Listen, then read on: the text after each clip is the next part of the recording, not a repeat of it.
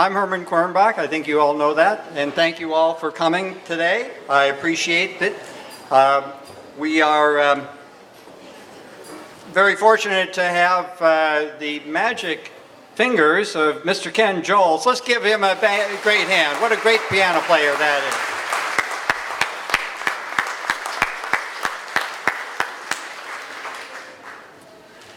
And I want to thank all of the people who volunteered in one way or another or a dozen different ways to help out with the event tonight. They are all listed, or I think all of them are listed on the front of the program there. You take a look at it. There are 45 volunteers who have helped out putting on tonight. So let's give all of them, all of you, a big hand for that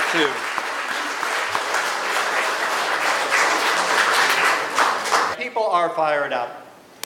People are unhappy about what's going on in Des Moines, the Medicaid mess, the education cuts, the mental health situation, reproductive rights, collective bargaining, water quality, you name it. It's been awful. And are they ever appalled by what's going on nationally? You know, a year ago this weekend was that horrid situation in Charlottesville with all those hateful people marching around with their cheesy little tiki torches. You know, we've always known that there's that kind of sentiment some places in this country. A lot of us remember George Wallace and his campaign for president. But to think that that is now tacitly condoned by the White House. You know, it reminded me a year ago when I saw that video. Reminded me of an old Woody Guthrie lyric, something he wrote about the first America Firsters, the isolationists and the Nazi sympathizers back at the start of World War II. Woody wrote, "They say America first, but they mean America next." There's a lot that we have to do this fall to turn things around, and I think we're going to do it. We think we're going to get it done in November. Well,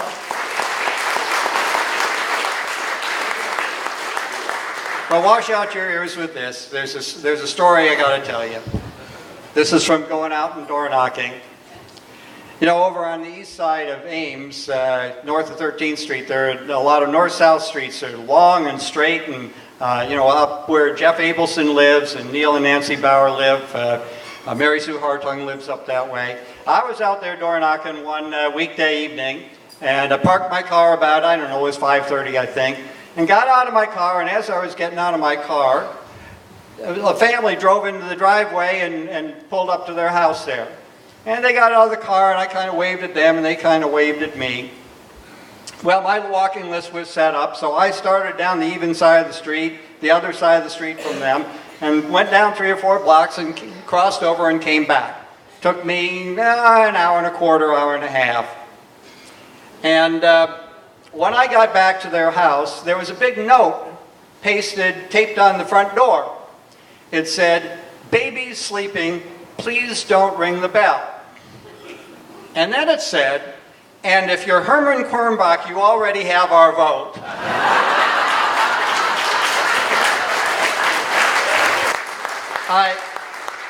I guess I've knocked a few doors over the elections. That was just funny. Okay, well, we're here really. The main thing is to honor a couple of my best friends and some of the best local grassroots volunteers you could ever want for the Democratic Party, Curt and Melinda Bauer.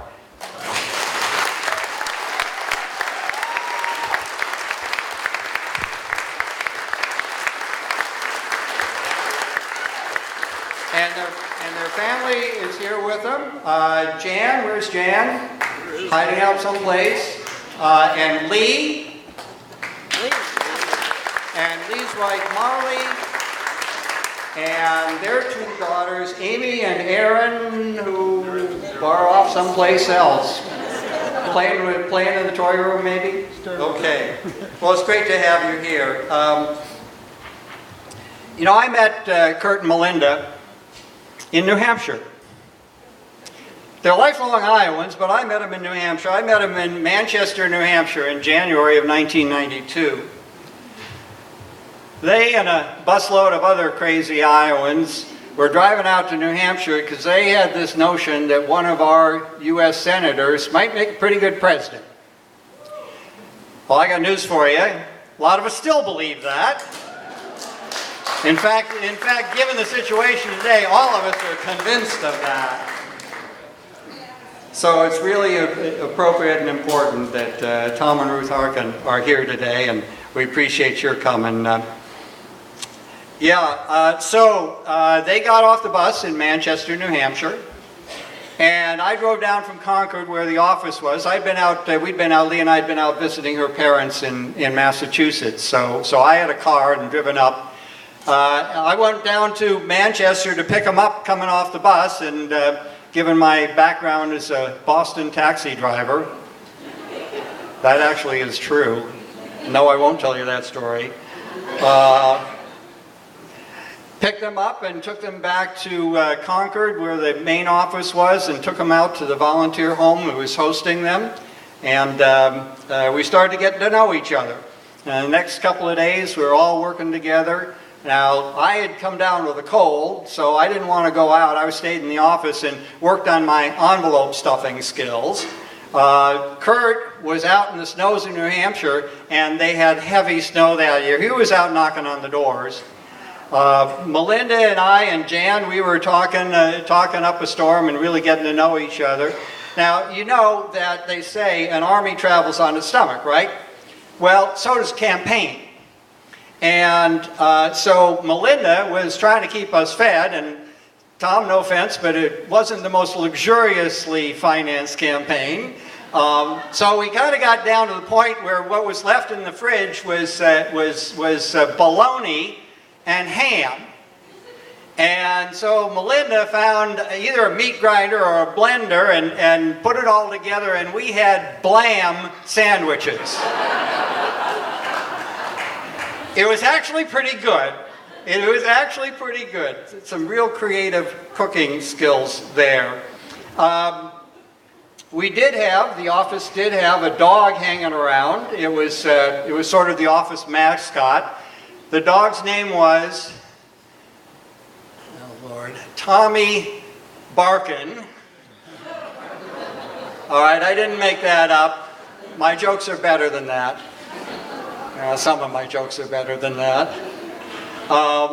So we had a great time there, and we're working real hard, and then came back to Iowa and worked on the caucuses here, which Tom, of course, won. Then some of us were elected delegates to the county convention. And I remember Curt getting up. He was running for district delegate. And we were up at the Ames High Auditorium, people had to get up and give a little speech. And Curt got up and he said he was as old as I am now, and that he thought that by the time the next election came around, he'd be retired. Well, true enough, he didn't work for the county anymore, but he's still working politics. You didn't realize that you weren't going to be allowed to retire from politics, did you? Anyway. So, now I did a little bit of background research, consulted some anonymous sources. I will leave them nameless to protect the guilty, but they are your blood relatives. Curt was born and grew up in, is it pronounced Peyton, Iowa? Excuse me. Moved at age 13 to Williams, Iowa. Melinda was born and grew up in Hubbard, and they're both farm kids. They both went to country school. Curt graduated from Williams High, Melinda from Hubbard High. They met at the Iowa Falls roller rink. How about that? And, Curt, after he got out of high school, he enlisted in the Navy.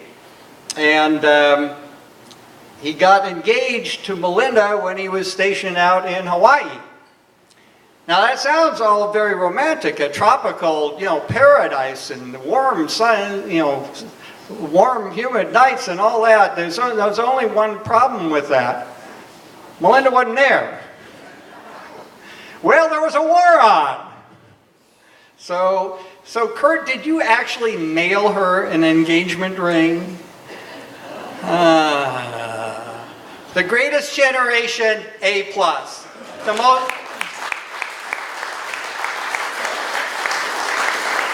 The most romantic, not so much. Well, whatever it was, it worked. Because these two have been married now for 70 and a half years. 7-0.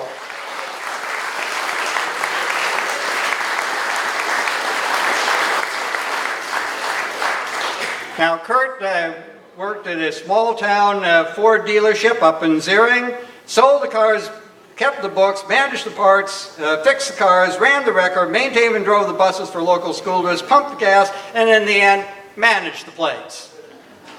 So that's a pretty fine record. But that's not all. He was a volunteer fireman for 46 years, including 23 years as chief. Pretty amazing. He then worked as the Story County Emergency Management Coordinator for 24 years. Now, you know, I can only speculate what Raisin, Lee, and Jan qualified him for being Emergency Management Coordinator. Melinda was working at home, had a big garden with a berry patch, provided child care for a good share of the Pearl Street Gang, 19-plus neighborhood kids. I need to hear more about that story. That's kind of neat. Well, they got involved in politics. They're children of the Depression. And if you lived through the Depression, especially on a farm, how could you not be a Democrat? Lee and Jan, of course, got involved in politics and brought their parents along with them.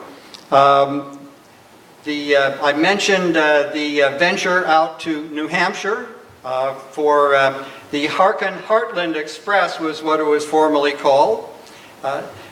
Jan then later got herself elected to the Democratic National Convention as a delegate, a function she has done a couple of times more since then, and they went along. Well, you know, New York City can be a pretty intimidating place. If you read Mike Crumb's column in the Tribune today, he seemed to be totally overwhelmed. Not so Melinda. She was out there in the street hailing a cab with the best of them. Now, the last night of the convention, Curt was pulled aside by security when the family entered Madison Square Garden. Agents wondered why he was smuggling an alarm clock into the convention. An overnight bag, it turned out, had been left in a taxi the day the family arrived, and amazingly, the bag was actually found. So the final day of the convention, Curt picked it up at the taxi terminal, then went directly to Madison Square Garden, where he was apprehended with those weapons of mass destruction, an alarm clock, his jammies, and a toenail clipper. Melinda, on the other hand, was stopped the last night of the convention. She had stepped out of the arena and was coming back. As she returned to the stands, a young man thought he recognized her as Bill Clinton's aunt and tried to escort her to the Clinton family box. So they got to be quite celebrities without even working at it very hard. Well, there are a couple other people who wanted to, a couple of local people who wanted to share a few thoughts or reflections or maybe a story or two. And in no particular order, Brent Winya. Brent, where are you? Would you share a few thoughts with us? And Phyllis and Doreen and Lee, if you could, no, Lee's,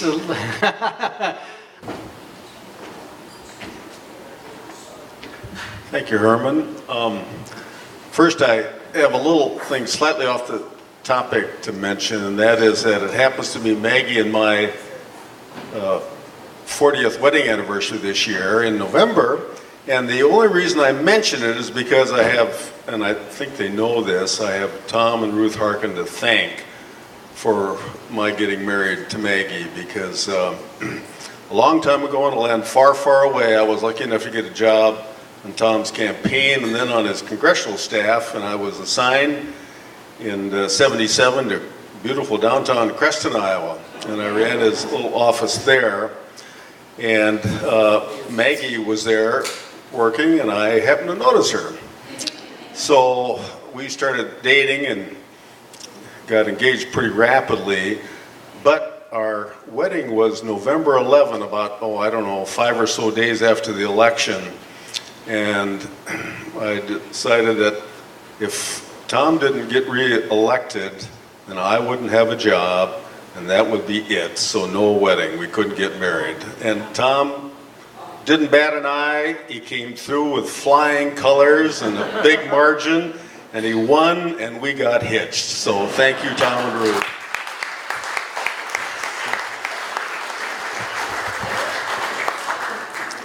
So now I'd like to give my ode to Curt and Melinda. Roses are red, violets are blue. We really don't know everything Curt and Melinda do. But if we did, we'd all yell, Yahoo! Curt fixed cars and Melinda fixed pies. Demos, motors ran smooth, and our tummies grew eyes. Curt is diplomatic, Melinda is direct. When she speaks to us, we best stand erect. Curt was the wheels, Melinda was the tear. They help keep things rolling and make everybody care. The Bauer house, if anybody's been there, is Grand Central Station. Workers come through for county, state, and nation. Curt and Melinda hear about and see a lot of Democrats. And if you get to know them, they'll occasionally mention the rats. Most of their reports are good, but sometimes it's a fact. Some of us temporarily go kersplat. To support Senator Harkin's presidential view, the Bauers raided New Hampshire in 1992, and coincidentally, Senator Quirmbach did too. We're thankful for them, parents of our county chair. Without Curt and Melinda, the direction we'd be, who knows where. They are so reliable, they are always there, being 24-hour lieutenants to Jan Bauer, our chair. So let's give them an ovation to show how much we care. Thank you, Curt and Melinda. Appreciate it.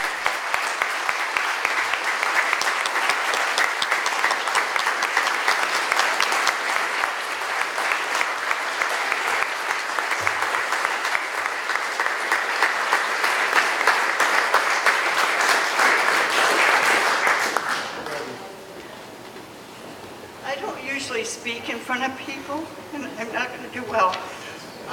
The main reason I'm here is that the first time I met him, I fell madly in love with them, and I think of them as my parents, and I always will. So thank you, Curt and Melinda, for being there for me anytime I needed you. And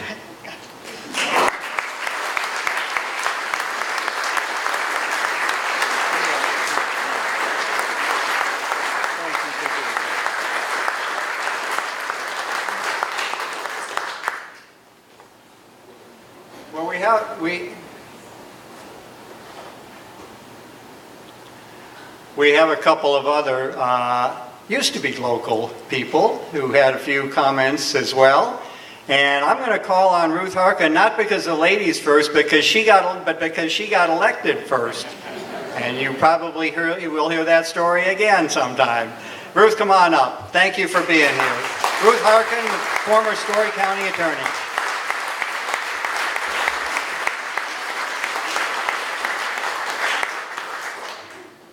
It's so great to see you all, and Herman, thank you so much for inviting us to participate in celebrating Curt and Melinda's service to Story County Democrats. Tom's telling me put the mic, is it in the right spot? Yeah. Okay, which of course go way back.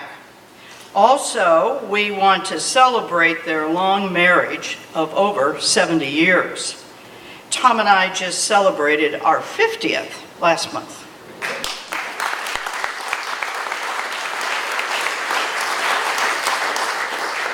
I want to tell you a little bit about the Story County Courthouse in the 70s. And of course, Curt was already there by the early 70s. My introduction to Story County was in 1972. Tom and I moved into a house owned by E.B. Smith on Wilmouth.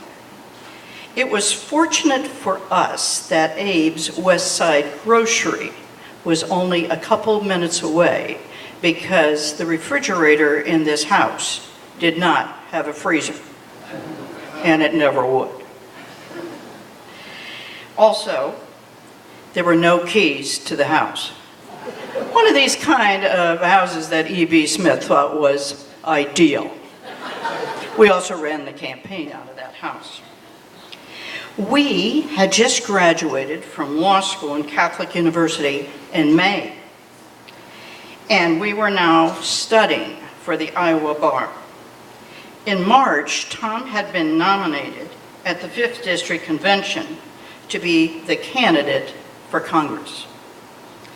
I had a job at the Legal Aid Society in Polk County that was to begin right after the election because I was going to help him work on his campaign for the 5th District. Anyway, along the way, we had a county chair by the name of Phyllis Glass, who some of you my age may know. And Phyllis was one of these gun-ho county chairs. She was very social, and every Friday night it was gin and lemonade, the drink of the Story County Democrats at that time. But she had an idea about filling the bottom of the ticket. Now, Story County was never known for even having candidates at the bottom of the ticket. And although we did pretty well at the top, we really didn't work on that part. But Phyllis said, you know, how about this year we just have a full slate of Democratic candidates? It was a little crazy, but because in over 100 years of Story County's existence, we had only elected one Democrat to county office. And that was Rex Gross, who was elected during that little Goldwater landslide. He was elected for 2 years and promptly defeated. So that was it. So Phyllis said, look, I've got this county attorney slot open, and now that you and your husband have moved into the county, you are the only 2 Democratic attorneys, and he's running for Congress, so this slot's for you. But do not worry, you will not get elected. It would be impossible. What a come on, huh? She said, hey, don't worry, just put your name on the ballot. Don't worry about it again. And you know what? I didn't worry about it again, but then I won. The resident judge of Story County was just, he was beside himself. I said, oh my God, we've got a Democrat and a woman to boot. As the chief law enforcement officer of the county, how bad is that? Well, the courthouse had to be rearranged when I got elected, because even though it was a fairly new courthouse, right, Curt, in 72, it was a fairly new courthouse, there was not an office for the county attorney. The county attorney had always been a part-time office in Story County, and they had worked out of their law offices, and so there was no need to ever have an office. So, after the election, these Republicans really had to scramble because now they had to somehow come up with office space that they really didn't have. Then there was the problem of the social activities of the Story County Courthouse down in the coffee room. There was a system down there. Donuts, cupcakes, and everybody got together and they talked about politics. Then what were they going to do with me? So that was, but all the while, Curt was now working in county government. And at that time, it was so unusual, but it sort of spurred everybody on that maybe we could win one of these down, bottom of the ticket offices, so maybe we ought to go for it. So a couple of years later, both Johnny Herman and Rex Gross were elected. And then the courthouse really changed. Then 2 years later, we elected a county recorder and our prize of all time, the county auditor. So now we were controlling the courthouse. Now along the way, Curt's actions in the courthouse got a little bit more expansive. He already had a terrific job, but now he had an office. And now he was helping the county buy and sell things, graders, snow plows, whatever. And he, and of course, and I know Melinda and Lee, I know you know this, Curt really has never seen a gadget or a part that he thought couldn't be useful at some point. So by this time, he had quite an inventory in the courthouse. But anyway, we had a great time. He was really there first, but happily the rest of the time he was there, we were just having a great time. Now, there was such a socialization that we had in the courthouse, and then we had. Let's see, Larry Larson came in, so we were, and our favorite place to eat was the Colo's Truck Stop, Nyland's Cafe. And of course, Buzz Carmody, we had to be over there with the mayor, and we absolutely had the best time. And we had such spirit within our party that we had done this only within 4 or 5 years. It was just incredible. And as a matter of fact, every night I would be talking to Tom on the phone, and by this time he had been elected to Congress. And I'd be talking to him every night, and I would be regaling him with all the activities we got involved in, and what we were doing over at the truck stop, what we were doing with the roads, what we were doing with virtually everything. And he said, you know, you are having a lot more fun than I am. But he had his own fun, and now I'm going to turn it over to him to tell you about that part.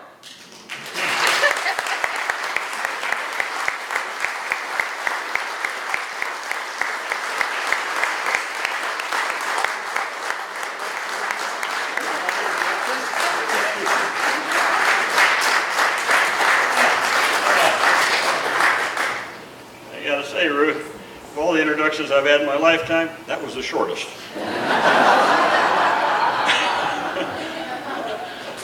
God, it's great to be back in Story County.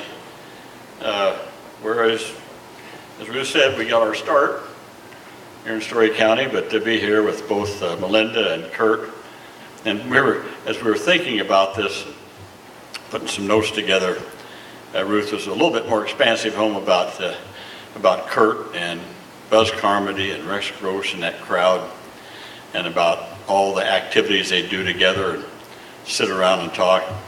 So those were good times, right, Curt, in the courthouse over there. Every once in a while, I'd get to go over and see everybody there. Initially, of course, it was not as Ruth said. It was a lot of Republicans, but they changed it in 4 years. Anyway, it was a great start here in Story County for us. And Ruth mentioned about having fun. Well, I'll say one thing at the outset. The most fun you can have in politics is when you win. And let's have a lot of fun this year.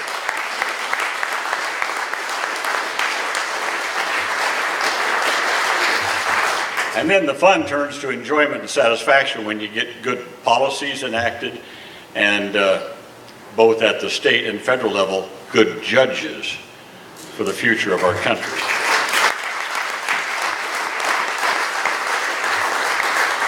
So I've intersected with Curt and Melinda for, well, I guess over 40 years now that I think about it. And of course with Jan, well,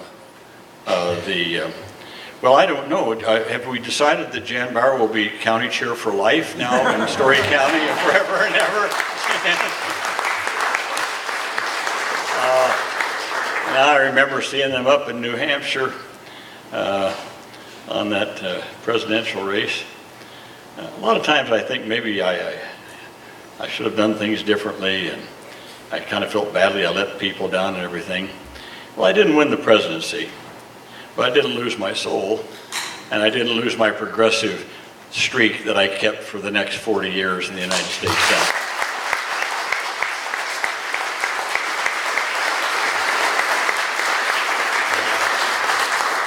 And then what I thought would probably be my last convention, 2 years ago, I was there and gave a speech.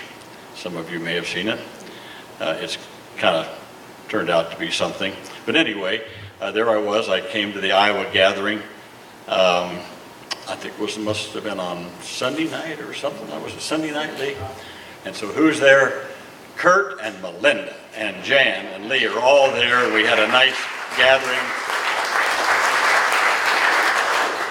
So at 65 years of age, they're still going strong. No, I'm just kidding, 90.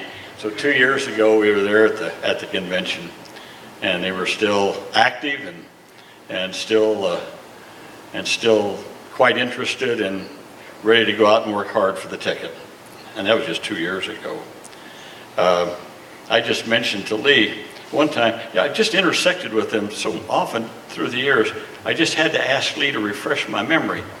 One time I was on a CODEL, that's a congressional delegation, with Fritz Hollings, Senator Hollings, and we'd gone to Brazil. I can't remember what for. But anyway, we were Brazil for...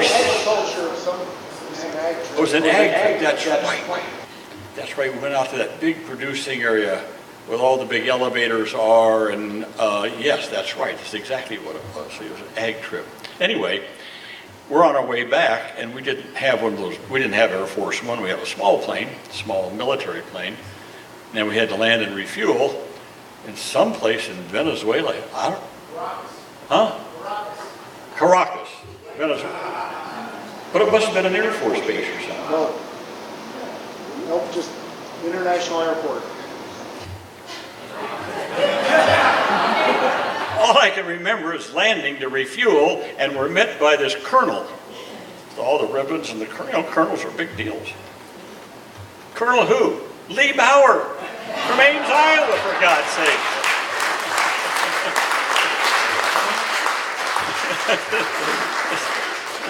That was pretty amazing.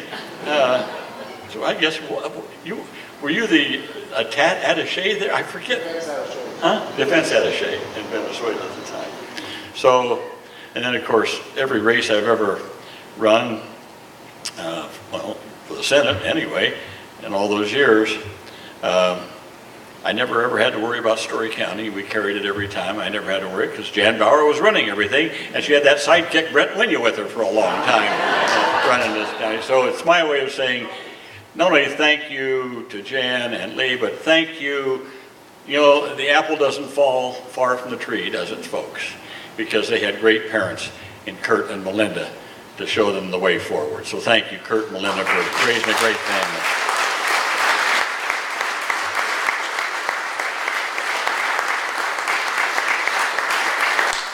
And Herman Quirmbach, now up for his 5th term. It is 5th, right? 5th term in the state Senate. If I'm not mistaken, when we take the Senate back, Herman will be chair of the Education Committee. Is that right?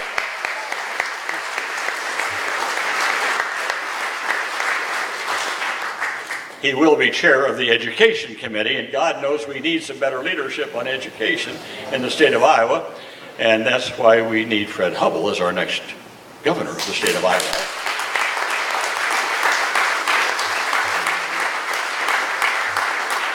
So I've run with Herman in the past. Let me think. I think probably 2002 and 2008. No, you weren't up in 8 though. So just 2002 would have been the last time we ran together. Because it was always, because he's 4 years and I was 6 years. So, but again, a great friend and someone we could always rely on to help us every election here in Story County. Now you might think that actually 1972 was our first start in Story County. Well, for Ruth it was. But for me, I'd gone to college here. And in 1962, I worked on the E.B. Smith for Senate campaign. Oh, somebody remembers it, my God. Anybody remember the 62 campaign? Help. Well, Curt and Melinda do. Anyway, 62 campaign. I was a senior in college, and because I'd changed majors, I was held over to quarter. We had the quarter system. And so I was going to graduate in November.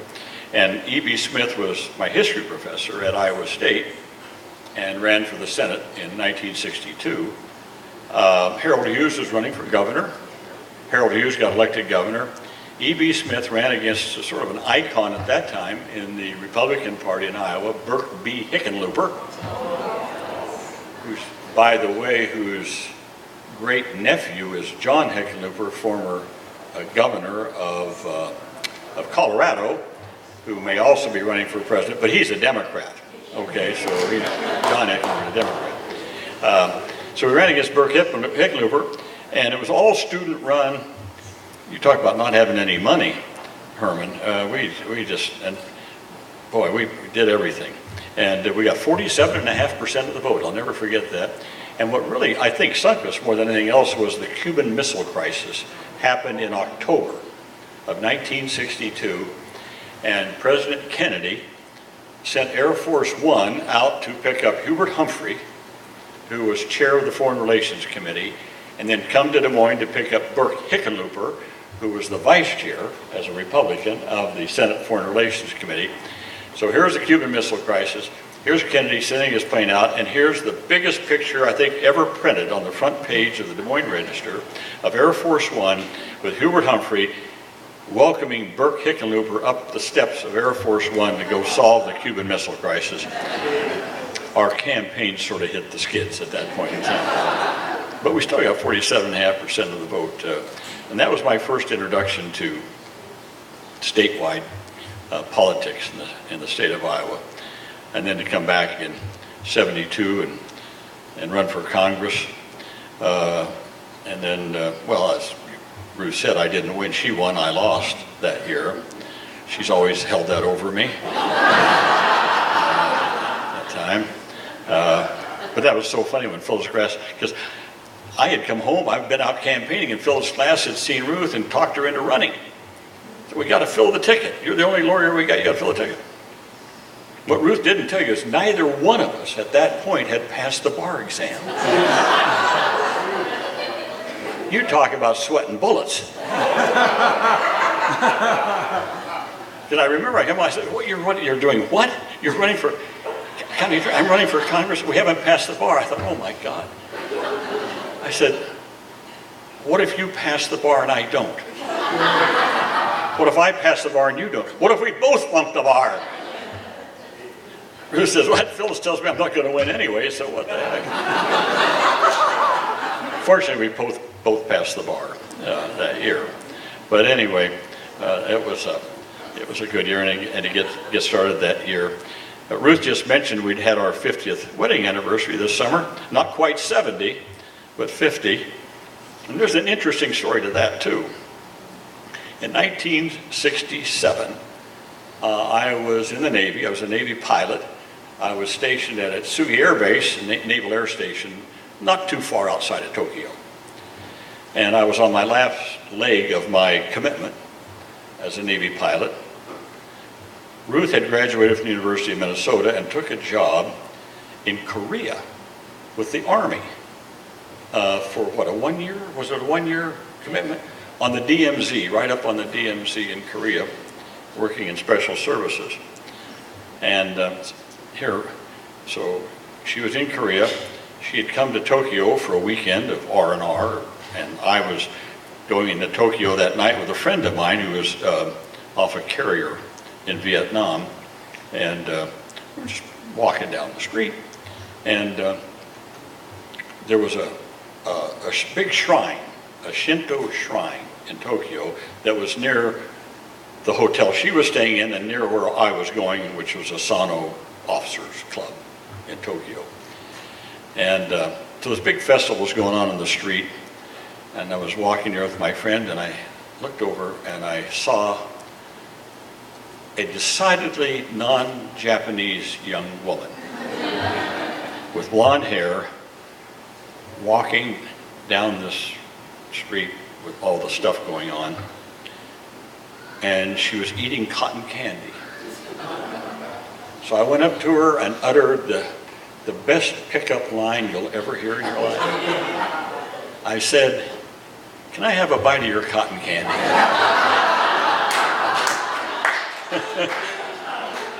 You know, I thought back to the Iowa State Fair. I hadn't had cotton candy in a long time, and not in Japan. And she said, "Sure." She said, "You sound familiar. Where are you from?" I said, "Iowa." "Where are you from?" "Minnesota." Well, the rest is history. So here we are. She's from a town of 350 people in Minnesota, and I'm from Cumming, a town of, at that time, 150 people, and we meet and then the largest city in the world, Tokyo. So the years roll by. I'm in, and we had been back and forth to Tokyo because of her job one time, and because of some stuff I had to do. And we'd kind of go to that shrine once in a while, have some tea or something like that, but just stop by. Well, a year and a half ago, I was invited to Japan on a speaking tour on disabilities. Caroline Kennedy was our ambassador to Japan. And so I'm over at the embassy, this and that, and I said to Ambassador Kennedy, Caroline Kennedy, I told her this story. I said, now in a year and a half, if we should live, we would like to celebrate our 50th wedding anniversary by going to that shrine, and all we want to take our family there and maybe just have a glass of champagne, just to show them where we met. Well, it turns out there was a young Japanese man worked in the embassy. Caroline hooked me up with him, and he goes to that shrine. So he heard about this, so he lined up a meeting with me and the head priest and assistant priest at this Shinto shrine. So we went over to meet them. Now, neither one of them speak English, so I had an interpreter with me, a young Japanese man who worked in the embassy. And they knew about this, that he'd been told. They'd been told, and so I reiterated for them. And yes, every June they have a festival to celebrate this shrine, every June. And that was when we had met. And so I told them about 50 years. I said, we just want to maybe just have a little champagne with our family up here in the plaza out in front of the shrine. No. You don't understand. This shrine is noted in all of Japan and all the Shinto religion. This is noted as the shrine that ensures long marriages. Young couples come there to get married from all over to ensure a long marriage. And so they celebrate. Their big deal is to celebrate long marriages, 25, 30, 40, 50, 60, 70 years of marriage. Well, we didn't belong to the shrine, but hey, we met there for them 50 years. They said, no. We will have a full Shinto ceremony, replete with a dance performed by 2 shrine maidens, and the music, and the head priest will do this. And no, this is too important. After all of that, and then we'll have lunch and sake. And after that, if you want to have champagne, you can have champagne after that. So this July 6th, we took our 2 daughters, husbands, 3 grandkids, went over there and had a full Shinto ceremony to celebrate our 50th wedding anniversary.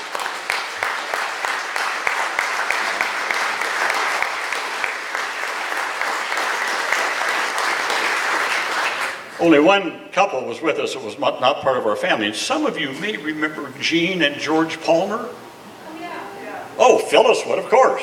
But Gene ran the Y here for years. And George, first he was at the university. He worked on my 72 campaign, which I didn't win. And then he became a director for what was then called Iceberg, the Iowa Student Public Interest Research Group, the Ralph Nader Group. And Gene continued to run the Y here. And then when I got elected, I hired George to be my ag, because he was an ag guy, so he was my ag assistant when I was in the House. Well, George and Gene, through all these years, have been great friends, and so they were there. And so next month we're going to Santa Fe, where they live, because they celebrate their 50th wedding anniversary, because we both got married the same year. So I thought maybe some of you might remember George and Gene Palmer. Well, pardon? Forgot the detail of what we wore. Oh, I just showed Melinda the picture. She said, "Do you have pictures of your grandkids?" So I did. I showed them a picture of us at this wedding. There was this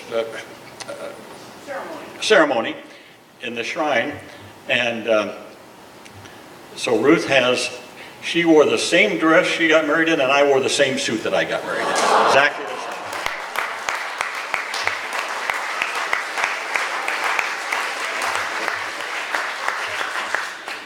Yeah, that's pretty amazing.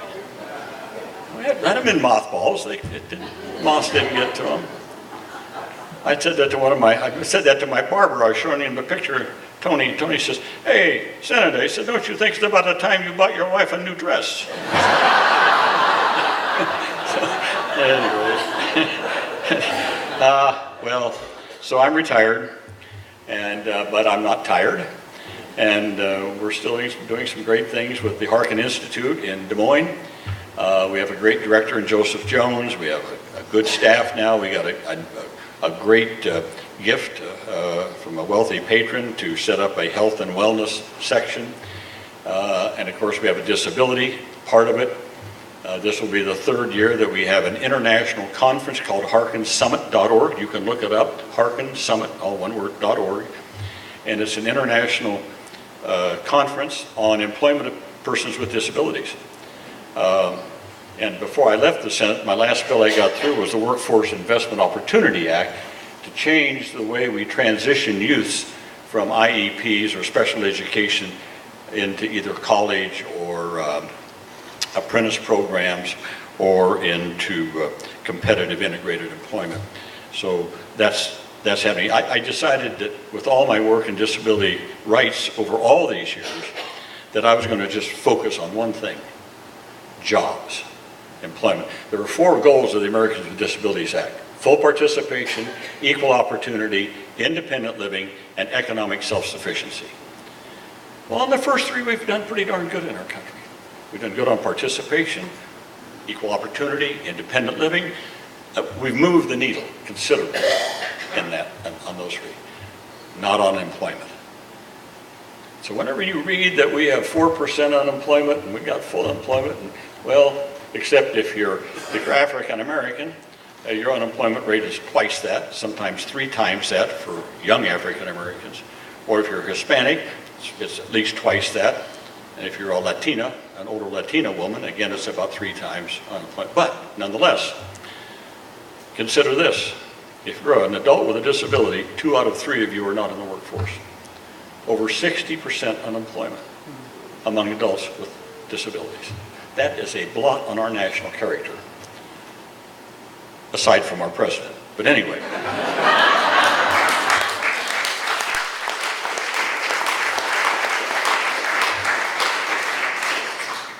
So I decided that I was just going to focus on employment. And so we've gotten great support from a lot of companies, everything from Microsoft to Starbucks to Hy-Vee. By the way, Hy-Vee does a great job. What they do on employment of persons with disabilities is something we all ought to be proud of. I mean, they can pave the way for so many others. What they're doing is amazing. They've been very supportive. They're involved in my summit every year. We've now partnered with the Ford Foundation and the World Bank, and it's become quite large. We had over 40 countries last year there to exchange ideas, and I asked them to commit themselves, the private sector, to commit themselves to doubling the rate of employment of persons with disabilities in the next 10 years. So if you're a business and you employ 5% of your workforce as persons with disabilities, make it 10%. If it's 10%, make it 20%. And that can be done. What we know now in terms of employment of persons with disabilities is phenomenal. And doing the same jobs alongside everybody else, not sub-minimum wage, dead-end jobs with low expectations, but I mean full jobs, fully integrated, right alongside everybody else. Same benefits, same pay, same retirement. And I'm telling you, it's there. So that's what I've been focused on, just employment of persons with disabilities. And now let me just close a little bit on politics. I guess I did obliquely say something about that a second ago. Because of the Institute, and it is nonpartisan, and we have a nonpartisan board, bipartisan board. In fact, a former chair of the Iowa Republican Party is on the board. I don't think he would be elected chair today, probably because he's on the board. But anyway, nonetheless, and we have a good board. But we had to reach some agreement on what I could do because so many people in Iowa are graduates of Drake and that kind of thing. So you understand that. This is a nonpartisan entity. So I sort of have an agreement that I can do intra-party things, like Story County, that I can, obviously we support financially our candidates, and I will do intra-party things. You go to county conventions and things like that, and I will support candidates, but I cannot go out and campaign against sitting members. I hope you understand that. I can't do that anymore. Although I carved out a niche for the presidential race last time. But again, there was no incumbent. There wasn't a sitting person there.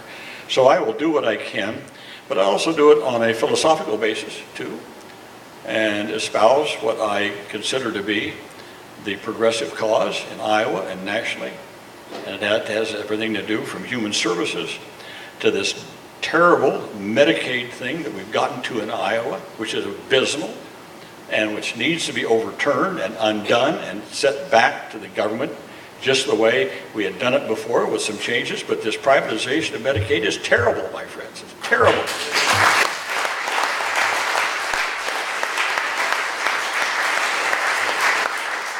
And we need to bolster vocational rehabilitation so they can do a better job. Our occupational therapists in the state of Iowa, and give them, as Ralph Rosenberg was telling me earlier, I don't know if Ralph is still here or not, but Ralph was telling me, no, it was Charlie Bruner. Bruner was telling me this before he came in. He said is Bruner still here? He said there was 137,000 people in Iowa who are caregivers, one way or the other. They're either in elder care or they're in nursing care, they're in occupational therapists, physical therapists, as I said, child care, elder care, 137,000. These are our good citizens. Why should they be paid on the lowest end of the spectrum to take care of people in our state?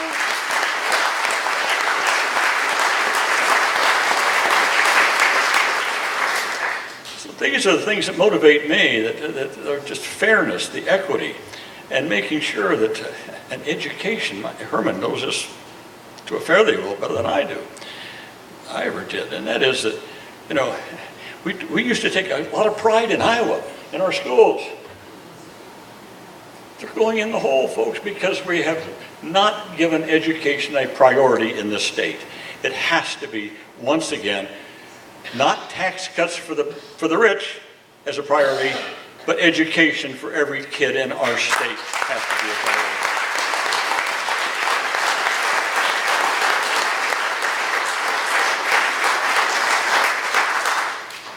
I believe the people of Iowa are ready for this. And I mean across political lines. I think there are a lot of independents in Iowa, many of whom are maybe vote generically Republican. But it's been my experience that they will vote for a Democrat if they know you personally or if they think you're the best qualified. They'll pick and choose. I think those independents who might have voted in the past or who might be so inclined to vote generically Republican this year have had enough of Donald Trump, and they want to vote for Democrats up and down the ticket.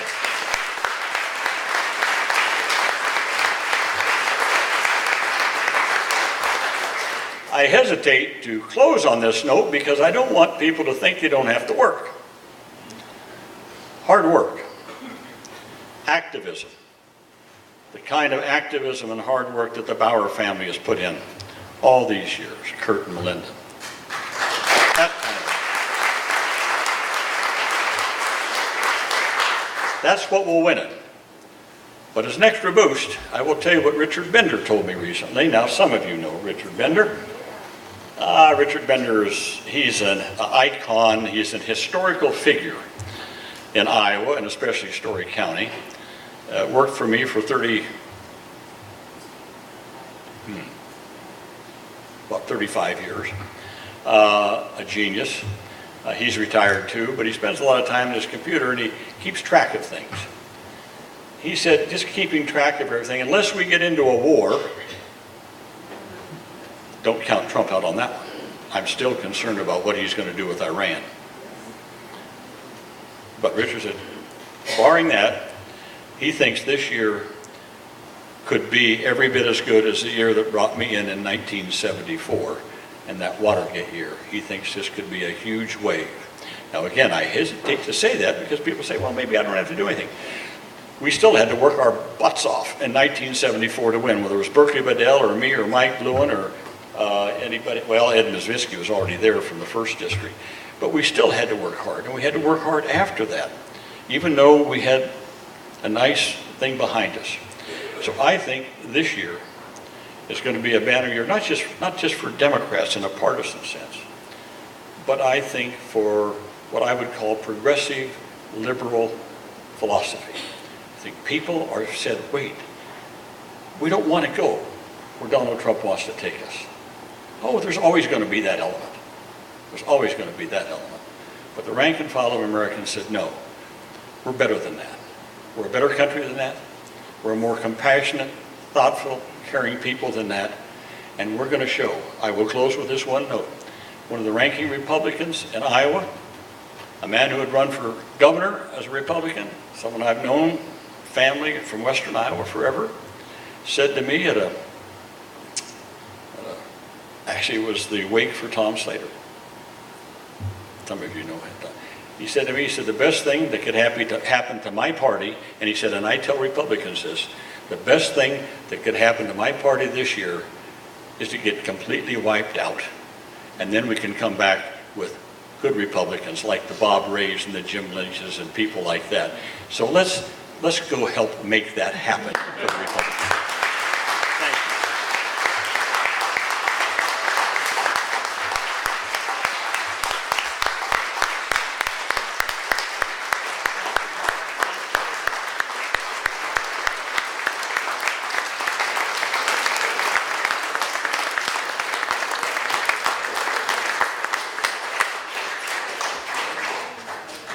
Well, thank you, Tom, and thank you, Ruth, and thank you for helping us honor Curt and Melinda with leadership and inspiration like we've had from Tom and Ruth, and we're going to have from Fred Hubble and everybody else on the Democratic ticket this year. We're going to change some direction, but that isn't going to happen.